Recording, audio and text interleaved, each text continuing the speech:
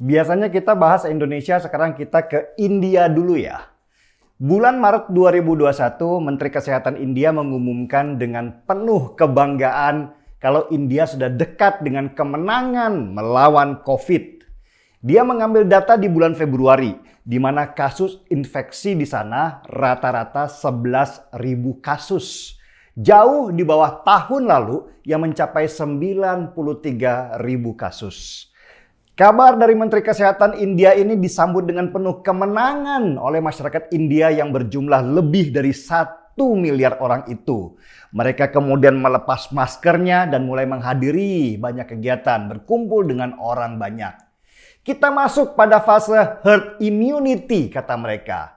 Herd immunity adalah keyakinan dari sebagian orang kalau virus tidak akan menyebar jika dalam sebuah kelompok sudah banyak orang yang kebal.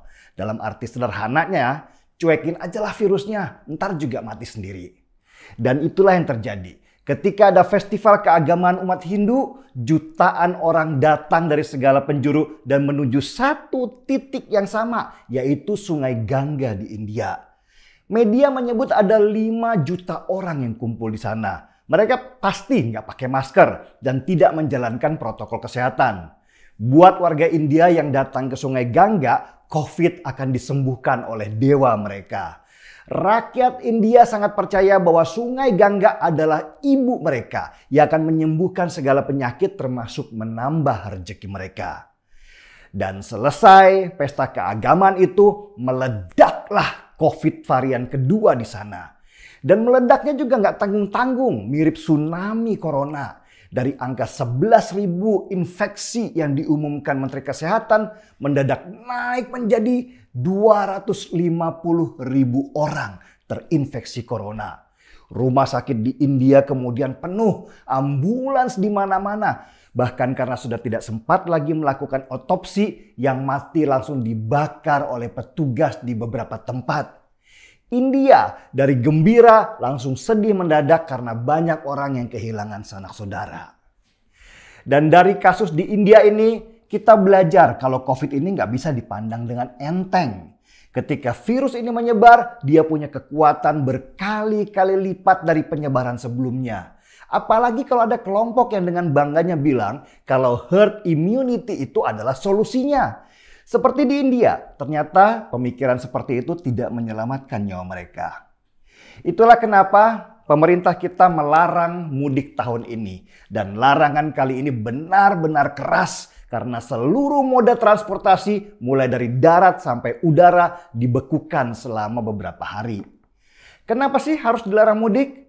Karena mudik itu adalah peristiwa besar untuk orang Indonesia, mirip dengan orang India waktu mereka menghadiri upacara keagamaan.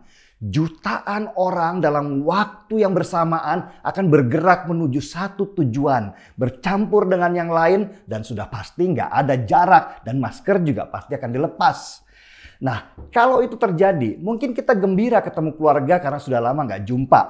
Apalagi ketemu orang tua sambil makan makanan yang biasanya terhidang setahun sekali kalau ada acara. Habis itu jalan-jalanlah ke tempat hiburan sambil bawa anak-anak liburan. Tapi yang terjadi sesudah itu bisa mirip dengan apa yang terjadi di India, yaitu tsunami corona. Bisa banyak orang yang kehilangan keluarga dan kita harus mulai dari nol lagi dalam melawan corona. Padahal sudah ratusan triliun rupiah yang dikucurkan untuk menghadang virus itu beserta dampak ekonominya. Di India sekarang sudah berlaku jam malam untuk mencegah penyebaran corona. Masa di kita juga harus begitu? Ada jam malam sehabis libur lebaran. Ekonomi kita bisa anjlok lagi.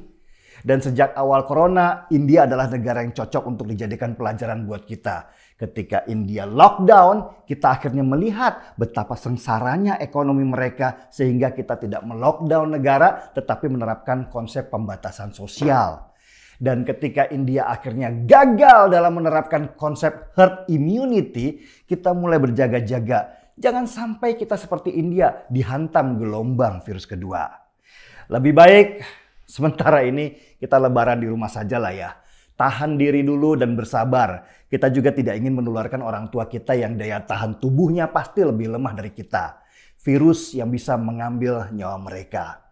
Bertemu mereka dan maaf-maafan lewat video call juga bisa. Nggak mengurangi nilai spiritualnya kok. Teknologi ada untuk memudahkan itu semua. Dan untuk semuanya, semoga tetap sehat. Dan jangan lupa, masker jangan dilepas ketika kita ada di luar rumah. Apalagi ketika kita ada di dekat kumpulan orang banyak. Selamat menjalankan puasa. Nanti sesudah buka, kita seruput kopinya. Marki Mas, mari kita pakai masker. Gak pas ya. Saya Denny Siregar, kita di acara Timeline.